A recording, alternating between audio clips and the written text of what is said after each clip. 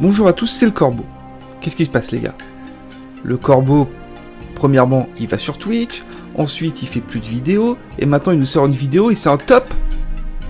Mais où va le monde? Mais que se passe-t-il? Les temps sont durs les amis. Mais bon, je suis encore là. Le top 10 de mes musiques de jeux vidéo préférées. Bien sûr, le but de cette vidéo, c'est pas juste de faire un classement à la con, c'est de parler des jeux. Sinon, ça sert à rien. J'ai galéré pour faire ce classement. En fait, j'ai pas galéré pour trouver les musiques en question. Ça, c'était assez facile. Mais j'ai galéré pour les classer. Et surtout pour en trouver que 10. C'est pour ça que j'ai feinté. Et que j'ai fait une catégorie mention honorable où je mets quelques musiques qui sont pas classées. Et aussi, parfois, à certaines places du classement, il n'y a pas qu'une seule musique. Il y a un jeu.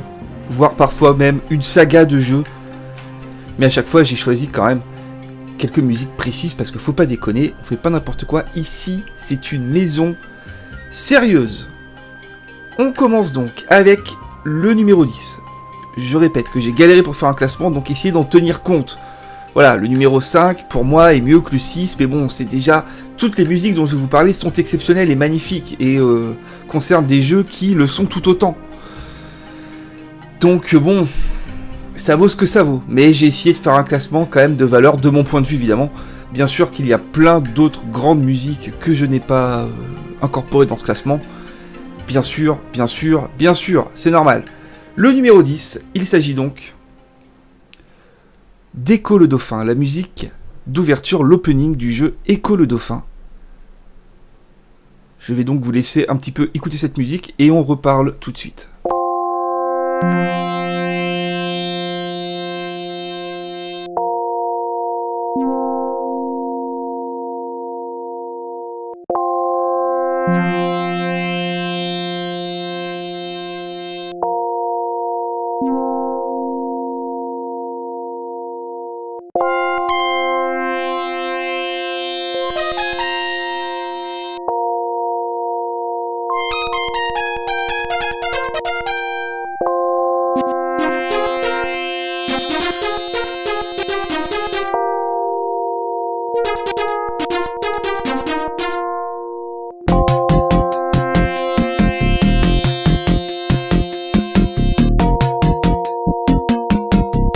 Et c'est un jeu sur lequel j'ai une anecdote que j'ai déjà racontée sur la chaîne, mais que je vais re-raconter parce que c'est tout à fait cocasse. Le premier niveau, pour ainsi dire, de Echo le Dauphin, c'est même pas le premier niveau, c'est l'intro, nous place dans un petit niveau, une espèce de petit bassin dans lequel on peut parler avec nos copains dauphins, on peut faire le foufou en sautant, en faisant des vrilles, etc. Et quand je jouais à Echo le Dauphin, j'étais petit, et donc, je restais là. Et je passais des heures à juste me balader dans ce petit niveau qui était petit, à plonger, à voir les dauphins, les poissons, les coraux, à faire des vrilles, des saltos, à m'amuser, tel un dauphin, joyeux et pimpant, j'ai envie de vous dire. Et j'ai fait ça pendant des années, et un jour, qu'est-ce qui s'est passé? Je me suis dit, tiens, je vais essayer de sauter le plus haut possible. Chose que j'aurais pu faire avant. Mais bon, moi j'étais petit, j'y pensais pas. Je prends mon élan, je fonce telle une torpille sous l'eau, je décolle et là qu'est-ce qui se passe?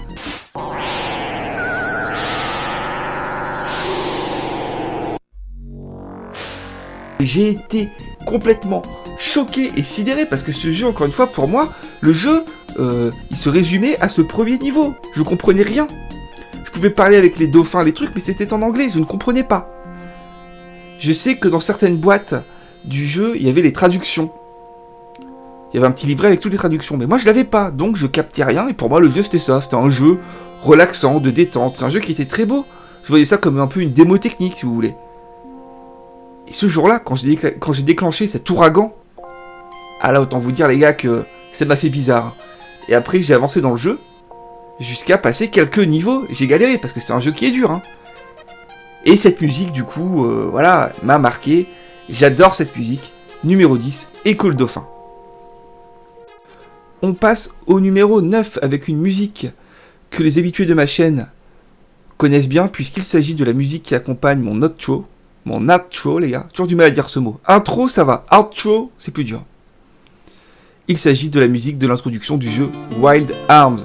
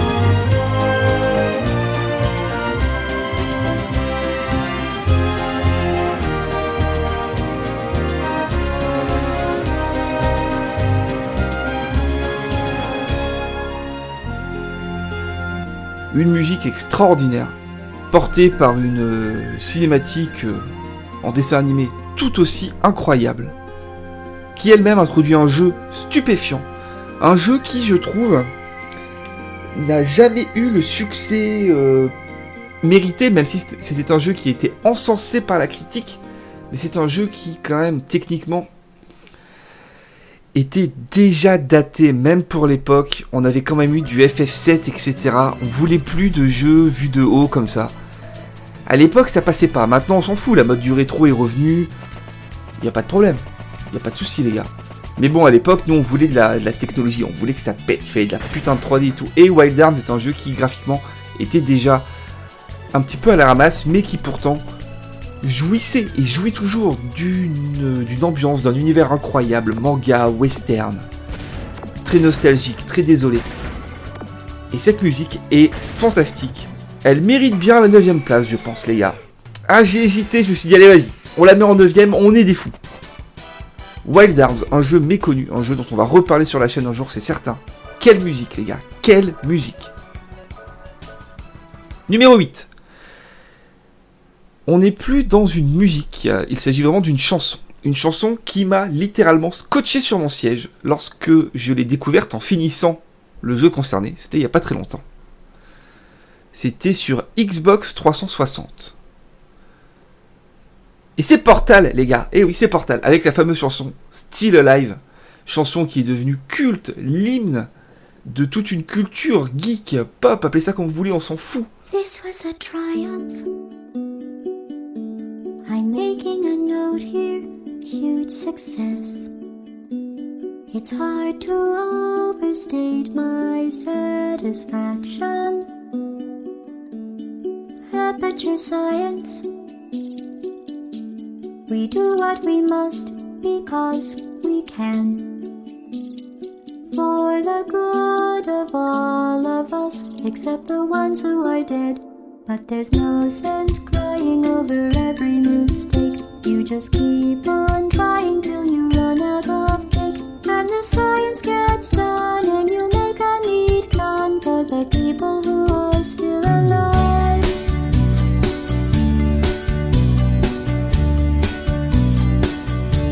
I'm not even angry. I'm being so sincere right now. Even though you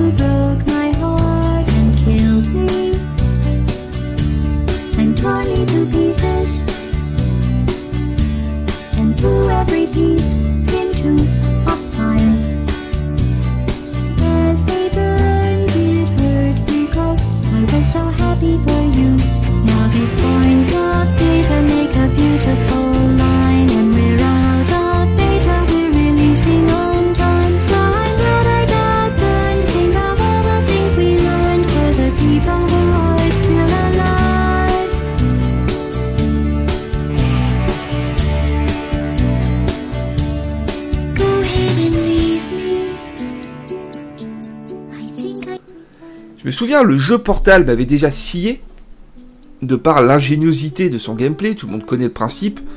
Vous mettez un portail bleu à un endroit, un rouge à un autre endroit, vous rentrez dans le bleu, vous sortez par le rouge, et inversement. C'était complètement dingue ça à l'époque. Donc le jeu m'avait scotché, même si il était quand même très court, et j'ai jamais considéré Portal comme un chef-d'œuvre parce que c'était trop court, c'est un jeu qu'on finissait en 3-4 heures. Le 2 a rectifié le tir, mais le 1 était vraiment trop court. Même si l'ambiance est folle, si le personnage de GLaDOS est complètement dingue. Et cette chanson, encore une fois, c'était, je crois, une des premières fois, si ce n'est la première fois où j'ai été confronté à une vraie chanson. Et je me souviens très bien de quand j'ai fini le jeu. Je me rappelle vraiment où j'étais, ce que je faisais. Bon, du coup je joue au jeu, c'est un petit peu con, mais je me souviens vraiment de l'ambiance du moment. Et cette chanson est venue me mettre des coups de poing dans la tête parce qu'elle est magnifique, les gars, tout simplement magnifique. Numéro 7. Attention, là on revient dans le temps. Un vieux jeu. Un jeu de voiture. Un jeu d'arcade. Pas que arcade, mais surtout arcade. Un jeu où on a les cheveux dans le vent. Il s'agit bien sûr de Outrun. Outrun, un jeu que je devais avoir dans une version chelou, Atari, etc. Ça m'avait pas marqué plus que ça. Mais avec le temps et avec le peaufinage de ma culture vidéoludique, j'ai redécouvert ce jeu. Et c'est ce morceau, et cette musique qui était la musique qui accompagnait les crédits, le ending, le générique du jeu. Il s'agit de la musique Last Wave, qu'on va écouter un petit peu dans une version remasterisée, dans une version qui a été faite pour les 20 ans du jeu. Écoutez ça.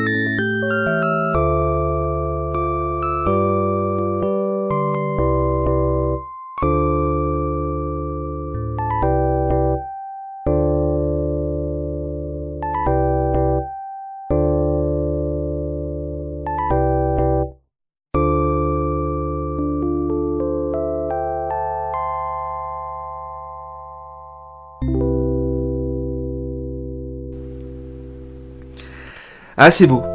Ah, c'est beau. Un côté, bien sûr, très ancien, très chiptunes.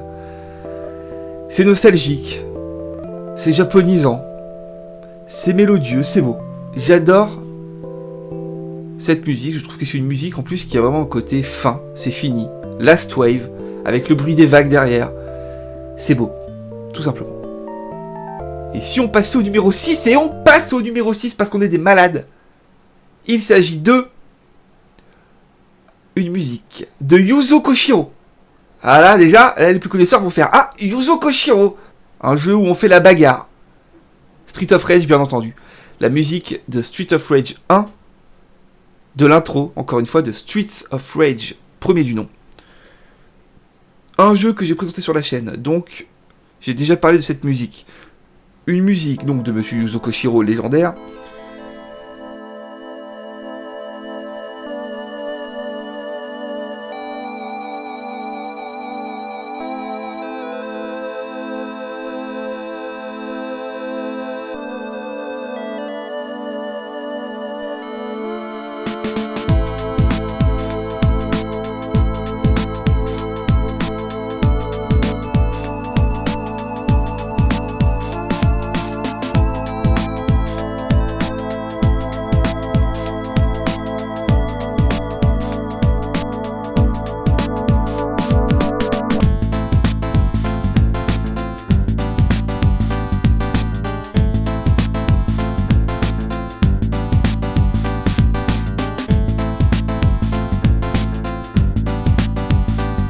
Une musique qui a été reprise très souvent, une musique qui était funky à l'époque. C'était ça qui marquait, c'est qu'on avait des très belles musiques à l'époque, et même sur Mega Drive, qui est une console souvent décriée pour son processeur sonore, mais il y avait des belles musiques. Mais cette musique, elle était funky. C'était pas une musique un peu niaise, comme on avait dans certains RPG, dans certains jeux d'aventure, qui sont souvent des très belles musiques. Là non, c'était c'était funk, c'était soul, c'était américain, c'était sérieux. Et cette musique m'a marqué, et elle a marqué des millions de gens, puisqu'elle est devenue absolument culte, et que Yuzo Koshiro est pour moi, je pense, très certainement, un des 3 plus grands compositeurs de musique de jeux vidéo de tous les temps. Peut-être même un des 2. Allez, peut-être même qui est premier. Allez, je vais un peu loin quand même. Quel jeu, quelle musique. Légendaire. On arrive à la 5ème place. Et là, autant vous dire, les gars, qu'on va arrêter de faire les foufous. Je vais arrêter de faire le malin. Là, on arrive dans du lourd. Dans du très, très, très lourd. Et je pense que vous serez en partie surpris par les choix que j'ai fait pour occuper ces 5 premières places. En partie, il y a du classique. Mais le numéro 5, en l'occurrence, va peut-être en surprendre, puisqu'il s'agit de la musique Friendly Arms In. Ça vient d'où ça? Alors là, les gars, si parmi vous, il y en a qui ont trouvé, je dis respect.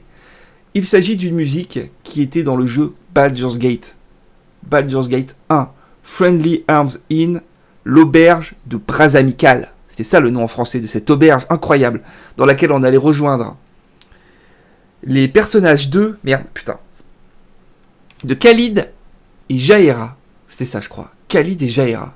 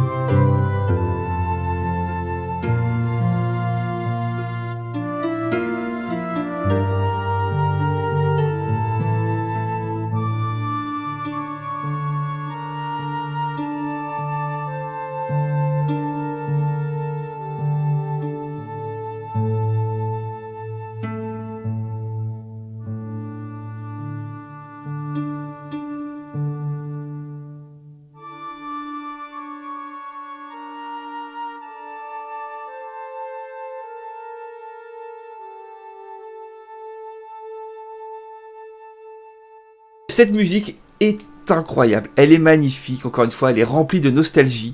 Une musique qui est médiévale, bien entendu, mais pas cliché, c'est pas les musiques qu'on met, vous savez, sur YouTube, compilation médiévale musique, fort ambiance, role-playing game et tout le bordel où c'est insupportable.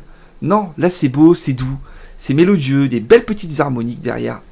Les musiques de Baldur's Gate en général sont merveilleuses, ce jeu est un des plus grands jeux qui n'a jamais été créé. J'en ai pas encore trop parlé sur la chaîne. On va en parler. Ne vous inquiétez pas.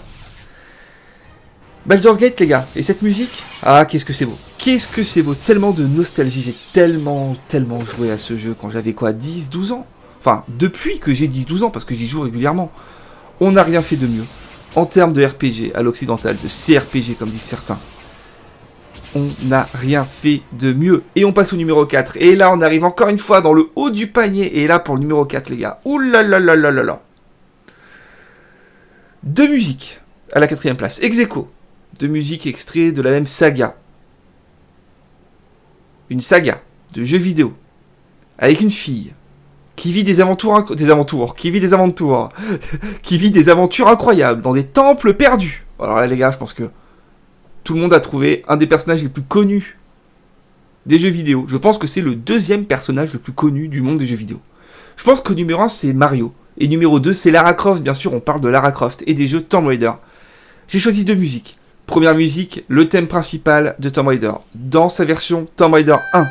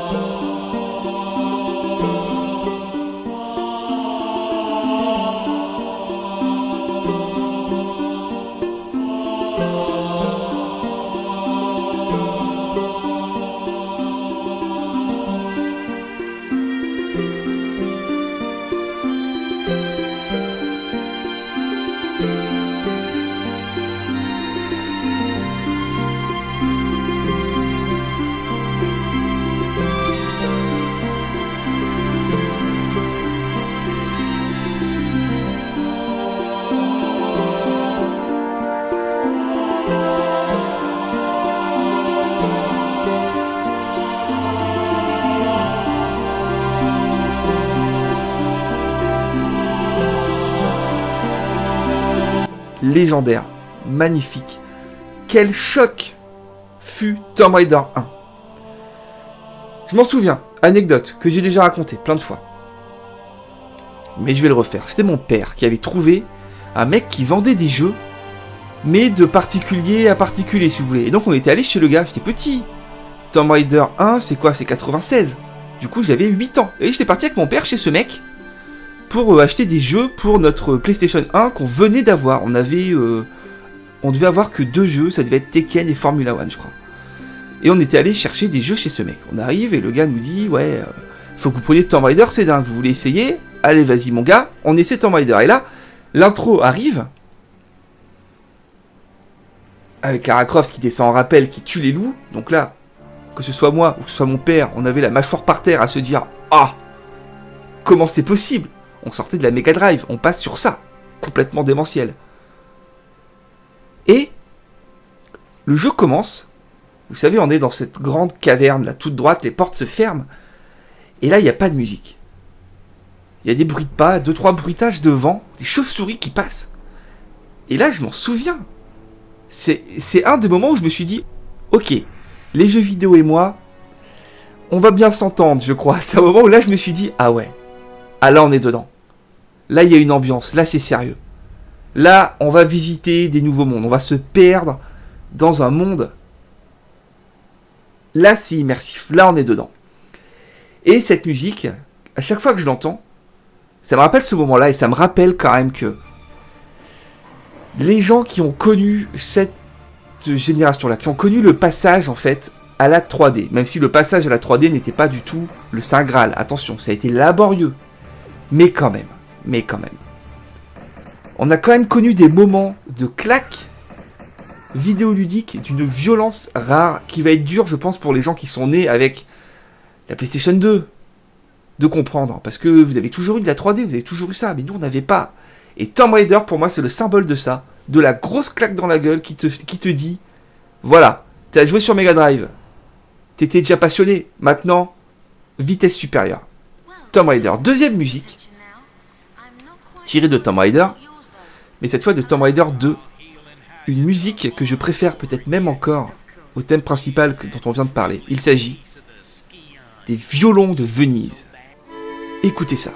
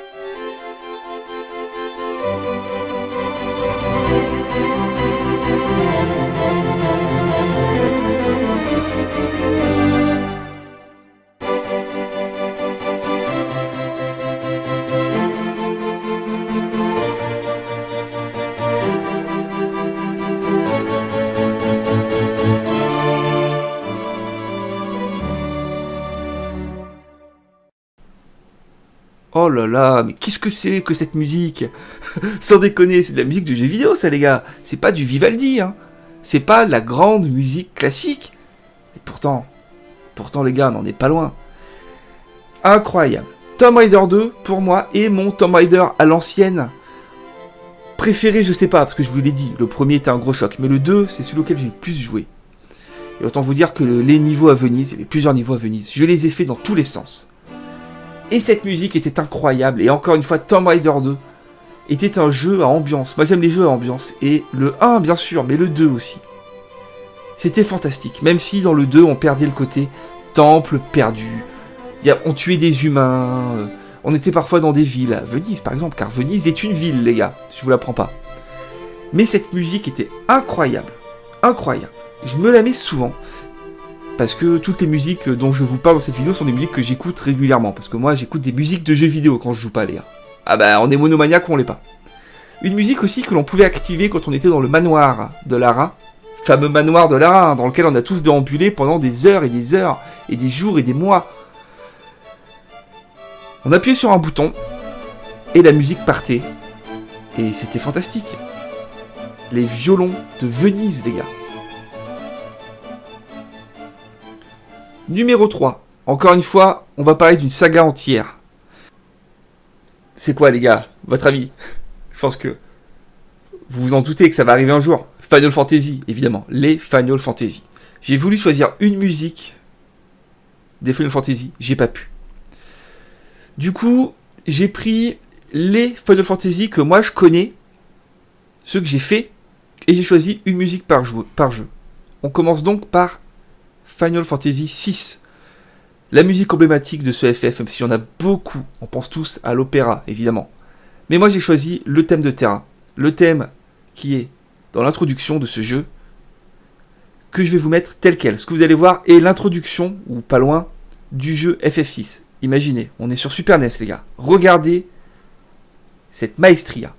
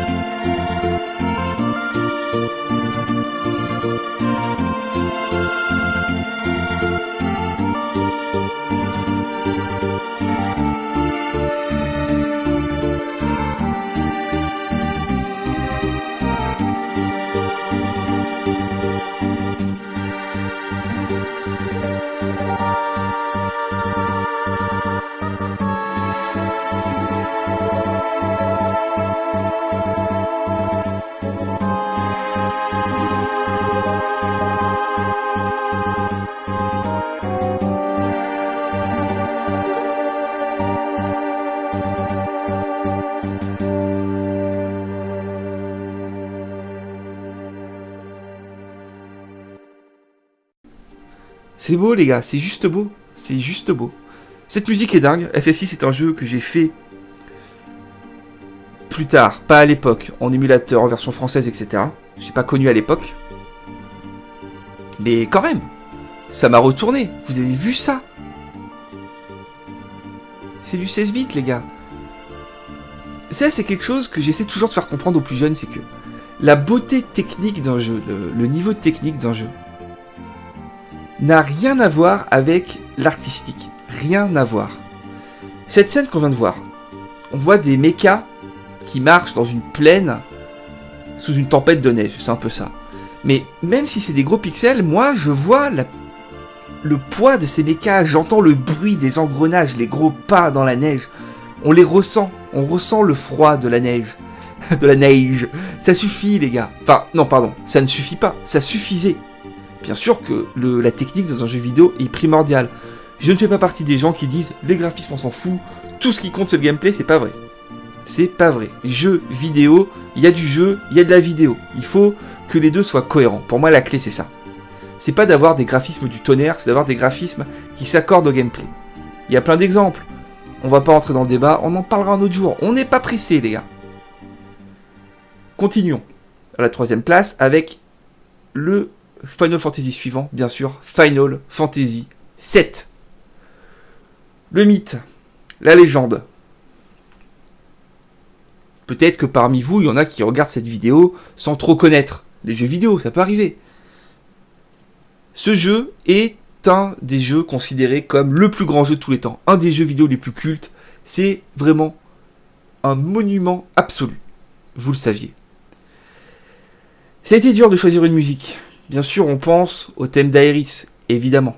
Bien sûr, on pense au thème de Genova. On pense au thème de Tifa. Mais moi, je me suis dit non. Moi, je vais choisir le prélude.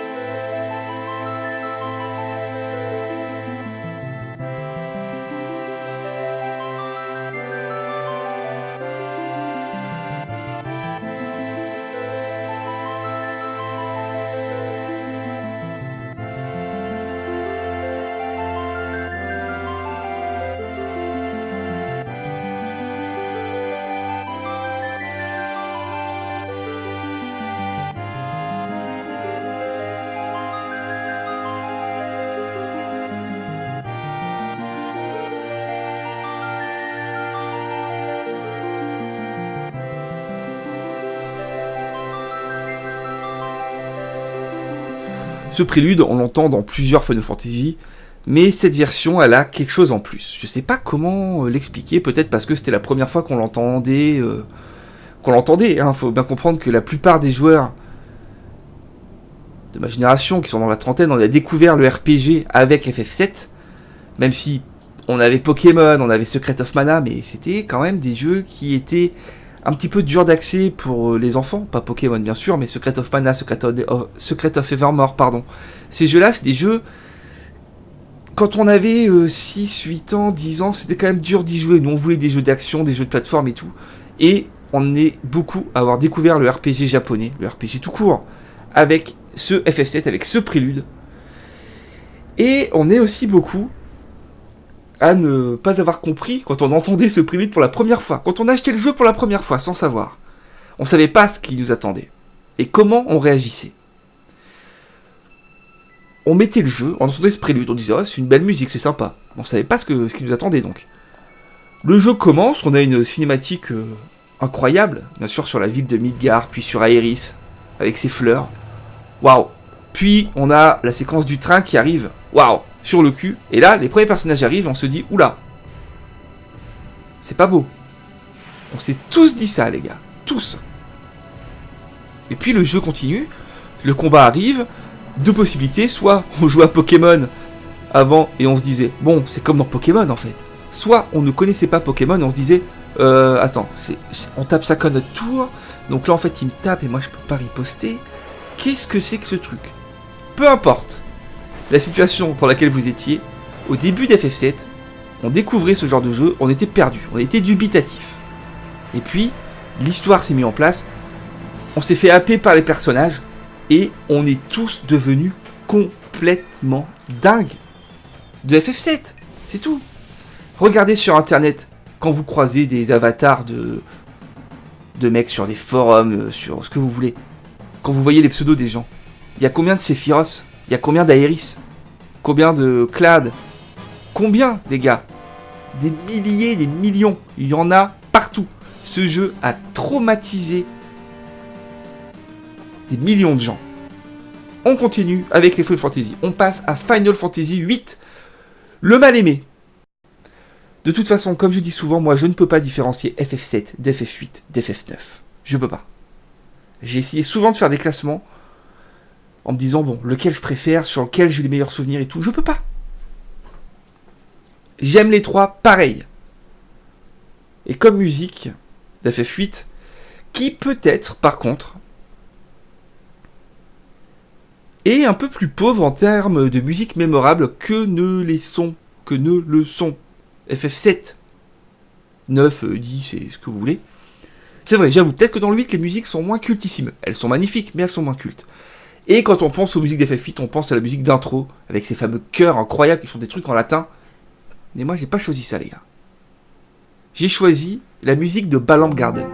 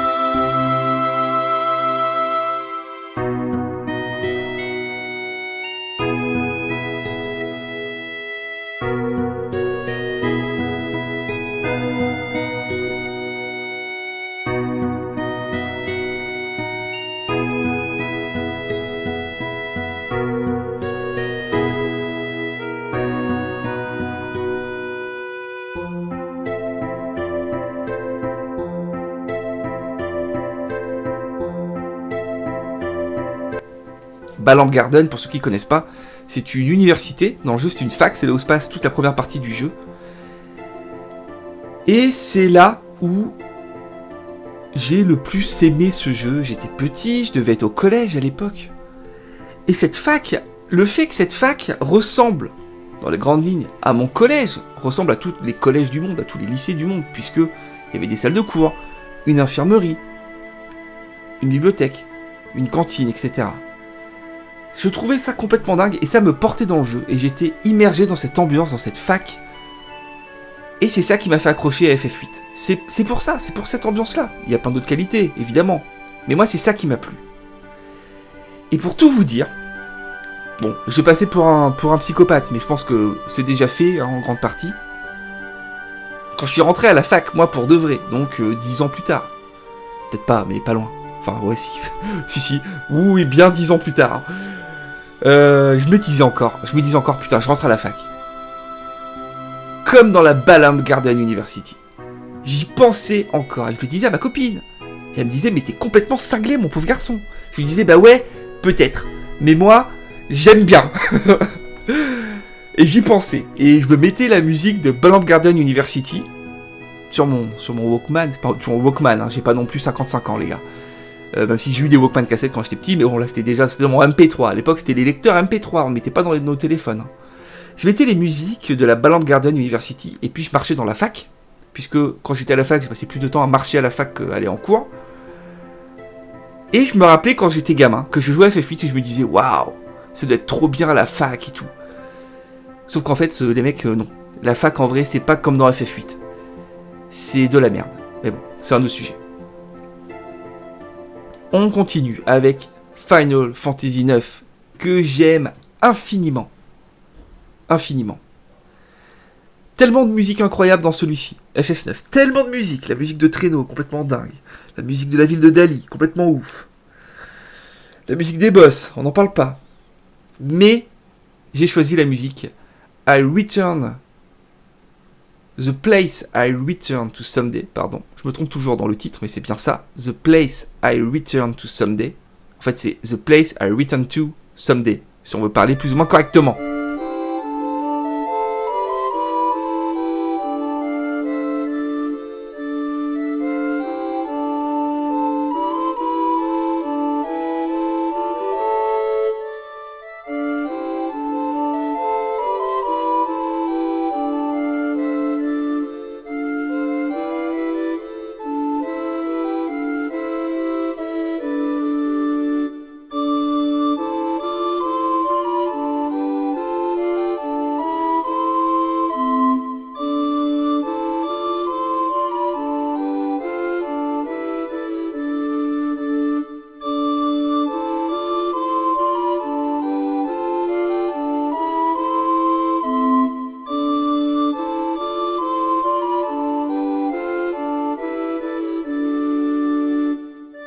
Cette musique, ce qui me plaît, en plus de la musique qui est médiévale, tout à fait superbe, c'est son nom, The Place I Return to Someday.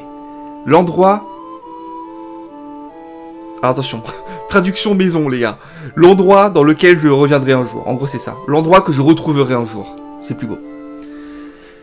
Parce que les FF 7, 8, 9, 10 même, c'est lié à notre enfance, et c'est pour ça que c'est culte pour beaucoup de gens, c'est que c'est quand on était petit, et du coup, ce titre, l'endroit que je retrouverai un jour, eh ben, ça me fait penser à ça.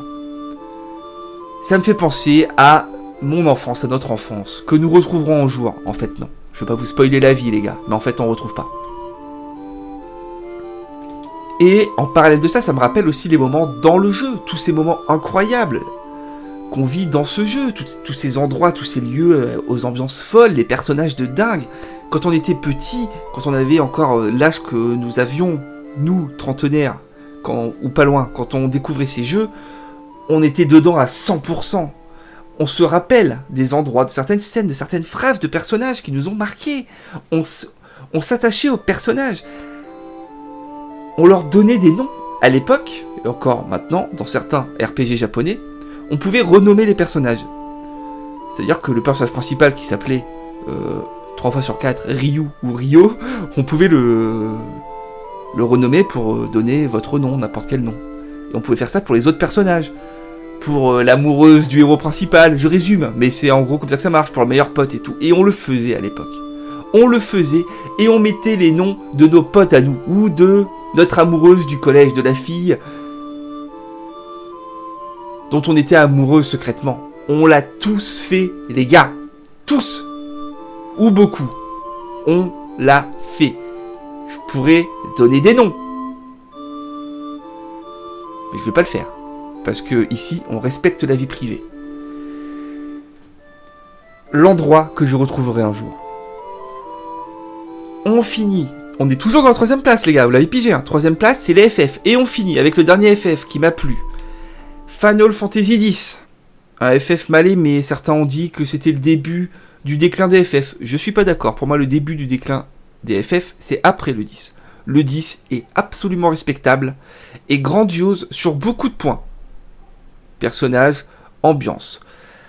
C'était le premier FF sur PS2, c'était la première fois qu'on sortait du style technique classique des FF qu'on connaissait sur PlayStation, c'est-à-dire des décors en 2D, très beaux, des décors en 3D, des personnages et des objets parfois en 3D qui tranchent.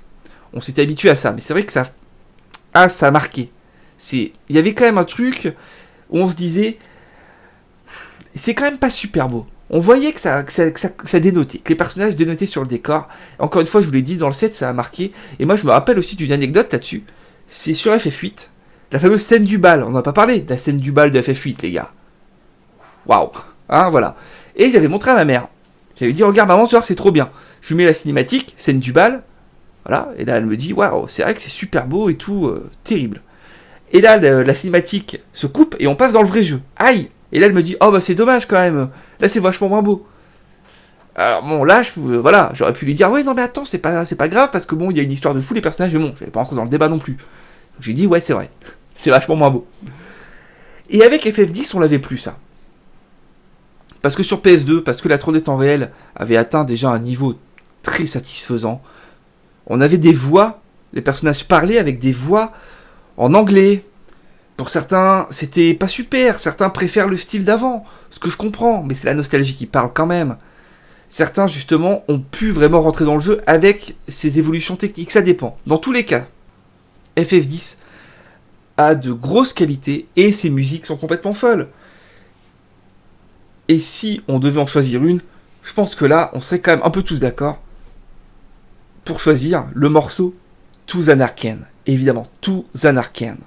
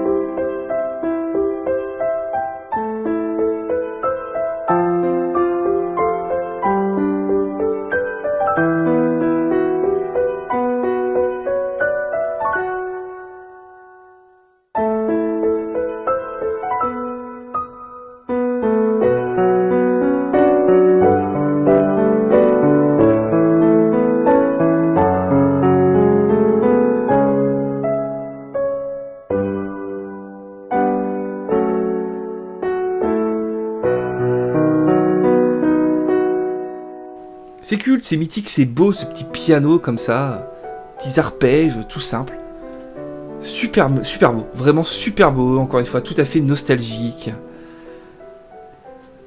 Ça nous rappelle, encore une fois, les moments passés dans le jeu, etc. C'est pour ça qu'on aime les musiques de jeu, parce que ça nous rappelle des moments qu'on a passés dans un jeu, moments qui eux-mêmes nous rappellent des moments de notre vie, des personnes, des lieux, etc. C'est pour ça qu'on aime ça. C'est pour ça, les gars, faut le dire.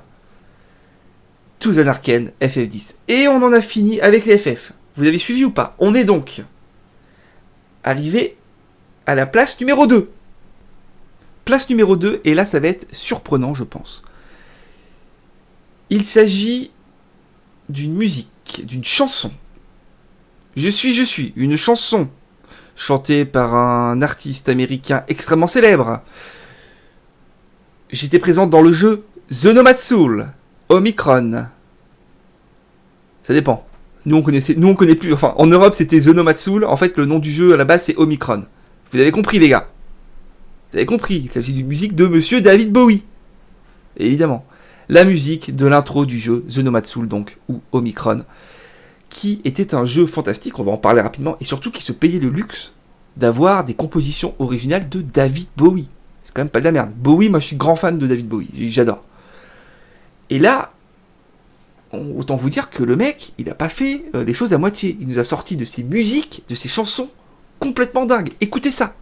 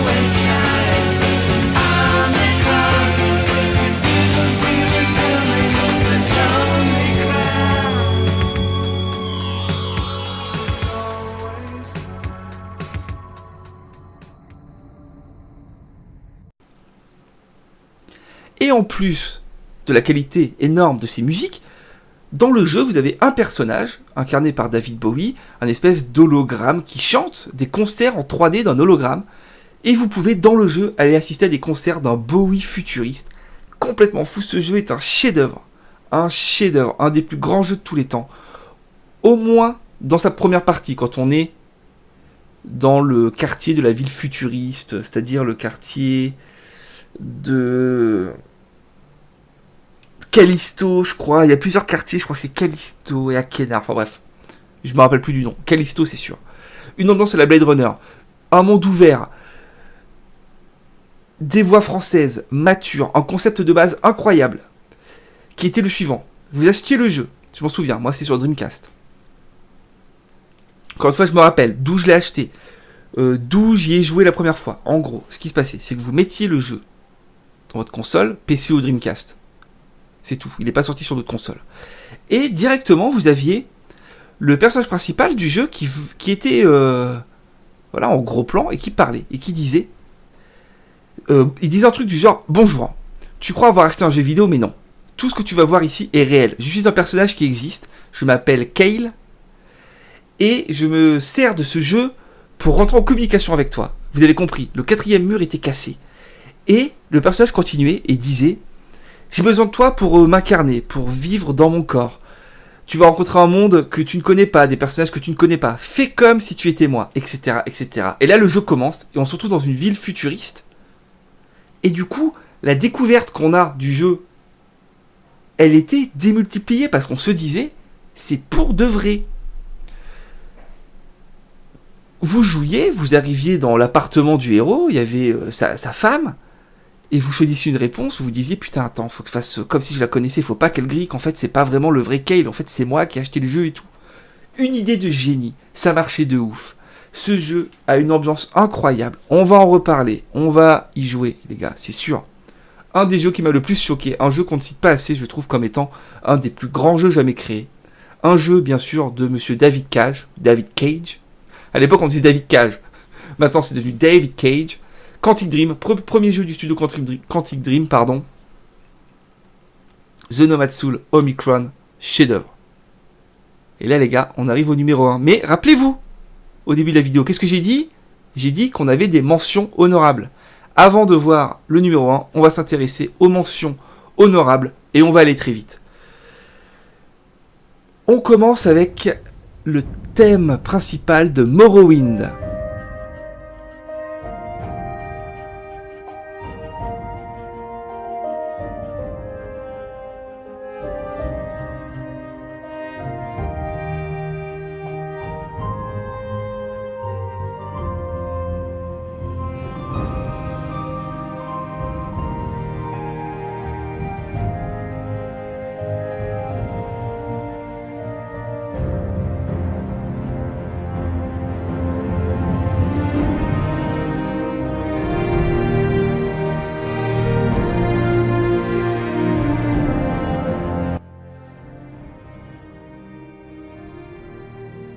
Un thème qu'on retrouve dans les Elder Scrolls suivants, plus ou moins arrangé, etc. Mais moi, c'est cette version qui me plaît. Un RPG incroyablement riche. Est-ce que vous pensez... Parmi vous, il y en a qui pensent que Skyrim est un jeu complet et riche. Dites-vous qu'Oblivion, c'est 3 fois Skyrim. Dites-vous que Morrowind, c'est 10 fois Oblivion, les gars. Ni plus ni moins. On continue dans les mentions honorables avec la musique du niveau 1 du jeu Jim Powers. Pourquoi ? Parce que c'est trop épique, les gars.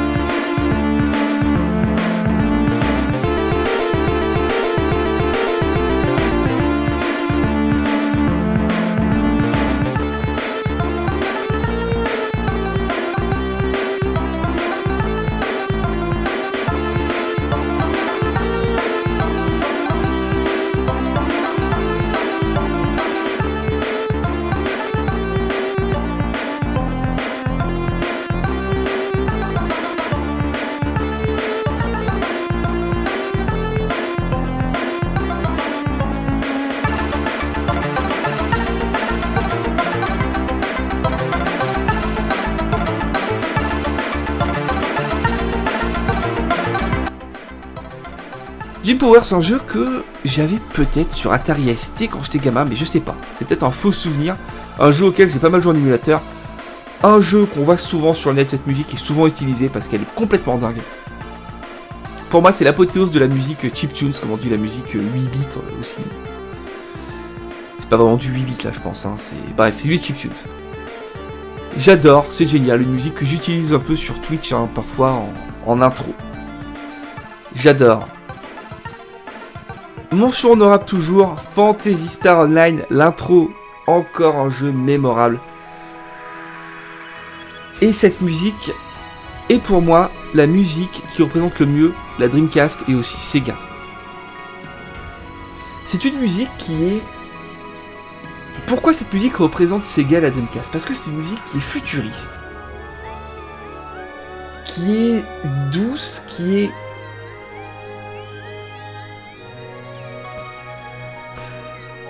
est encore une fois, je trouve, mélancolique dans le sens où c'est une musique qui est une musique, je trouve, de fin. Et la Dreamcast, bien sûr, c'est la fin de Sega. En tant que constructeur de consoles, vous allez me dire, ils ont fait des jeux, ils en font encore, ok, bref. C'est la fin de Sega. Et moi, du coup, cette musique me rend triste parce que moi, je suis fan de Sega, parce que la Dreamcast est ma console préférée. Et voilà, les gars. Fantasy Star Online, un jeu incroyable.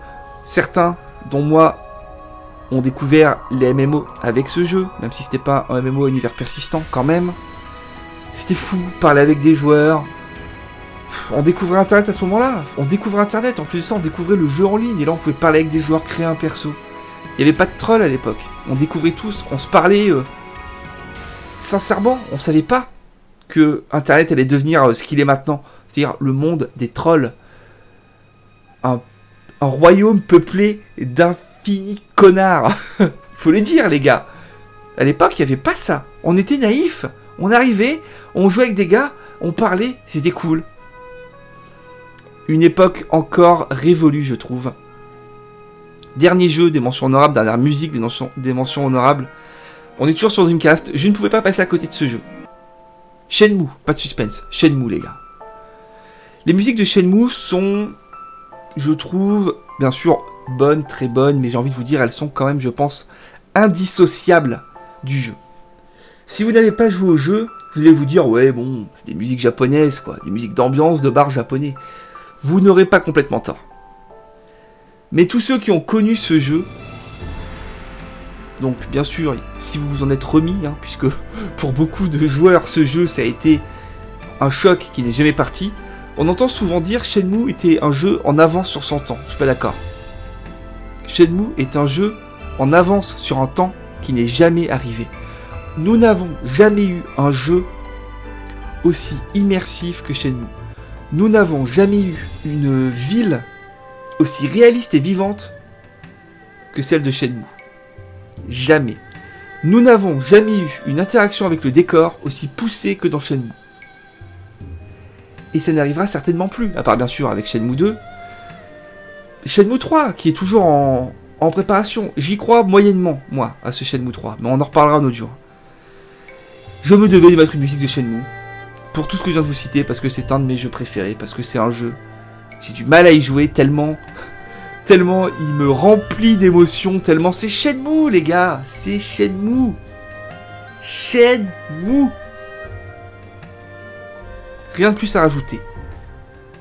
On en a fini avec les mentions honorables. Il nous reste donc à parler de ma musique préférée, ou en tout cas celle que j'ai placée en numéro 1. Du coup c'est ma préférée, oui bon d'accord, du coup c'est ma préférée. Et là pour le coup j'ai dû faire un choix, parce que je voulais pas en numéro 1 faire comme pour les FF, mettre une saga et puis mettre plein de morceaux, je me suis dit non, numéro 1 faut pas se me foutre de leur gueule quand même. J'ai donc choisi une musique que je vais simplement vous laisser écouter.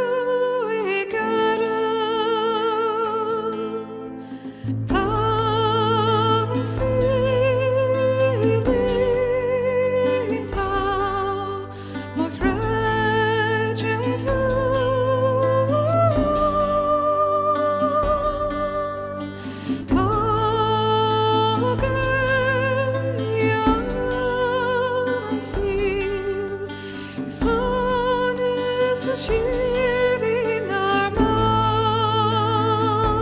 mask. Cœur de Harlem, the land de chaîne. Cœur de Harlem, the land de chaîne. The best is yet to come. La musique du ending de Metal Gear Solid. Une musique... Comment dire? J'ai pas envie d'en faire des caisses. J'ai pas envie de partir dans des délires extrapolatoires, non. Je sais pas si extrapolatoire veut dire quelque chose, mais dans tous les cas, on va pas être extrapolatoire. J'arrive même pas à le dire tellement ce mot n'a pas de sens.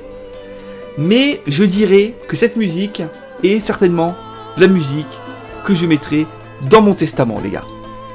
À mon enterrement, on va foutre du MGS, les gars. J'en ai rien à foutre. C'est écrit. Cette vidéo fait foi. Cette vidéo a une valeur de testament. Alors, je sais pas si parmi vous, il y a un notaire. Bon, prenez des notes, les gars. Je veux qu'on passe cette musique. The best is yet to come. Ce qui veut dire le meilleur est encore à venir. Waouh. Comment expliquer ce que représente cette musique pour tous les fans de Metal Gear Solid, du premier, qui est mon jeu préféré. Avec d'autres, il y a Shenmue, il y a certains FF et tout, mais quand même, Metal Gear Solid 1. On a rien fait de mieux. Ce jeu, cette musique, on l'entendait à la fin du jeu. Donc, quand vous veniez de finir MGS1 pour la première fois, vous étiez en état de PLS total, les gars. Parce que jamais on a vu un jeu aussi percutant, aussi cinématographique, avec des scènes aussi marquantes. Jamais on avait eu ça, jamais. Avec des voix françaises qui, pour beaucoup, et je le dis, et je l'assume, étaient fantastiques. Les doublages français d'MGS, on va en faire une vidéo exprès. Et je vais peut-être même la faire dans la foulée, là, parce que ça m'énerve. Parce que il faut que je rétablisse la vérité. Les doublages de Metal Gear Solid 1 français étaient bons, très bons. Peut-être que sur la forme stricte, on a compris plus tard qu'en fait ils étaient dégueulasses, puisque formellement, concrètement, objectivement, ils sont dégueulasses. Ou en tout cas, ils sont médiocres. Mais à l'époque, si ce jeu avait été doublé en anglais et qu'on avait juste eu des sous-titres, il n'aurait pas eu l'impact en France qu'il a eu. En France et certainement ailleurs, où il a été doublé aussi, je sais pas. Mais je vous garantis qu'en tout cas pour moi, pour un ami à moi qui est fan comme moi, pour un autre ami à moi qui est fan aussi de ce jeu. Quand je vous dis fan, c'est pas petit fan, c'est fan à crever. On est tous d'accord sur ça. Sur le net, il y a des vidéos pour se moquer des doublages français de MGS. Allez voir les commentaires, il y a toujours des gars qui disent non, vous n'avez rien compris. Les gens qui critiquent non, mais allez, on en parlera plus tard de ça.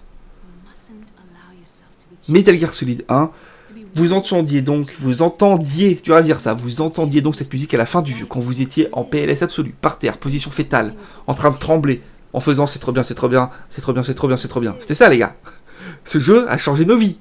On est tous d'accord. Et c'était tellement beau. C'est une musique qui est chantée en gaélique, c'est-à-dire en gros en vieil irlandais, quoi.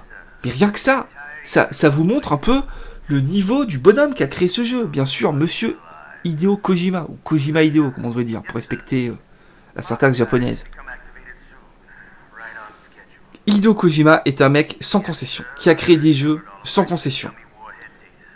Il y a beaucoup de nuances à apporter à ce que je viens de dire. MGS 3 en est une. MGS 4 en est une.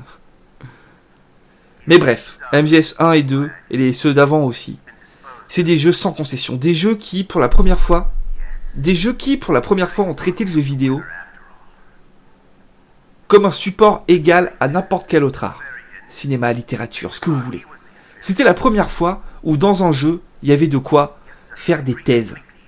Il y a de quoi passer une vie sur Metal Gear Solid 1. Il y a de quoi écrire des livres et des livres et des livres. Des livres historiques, des livres de ce que vous voulez.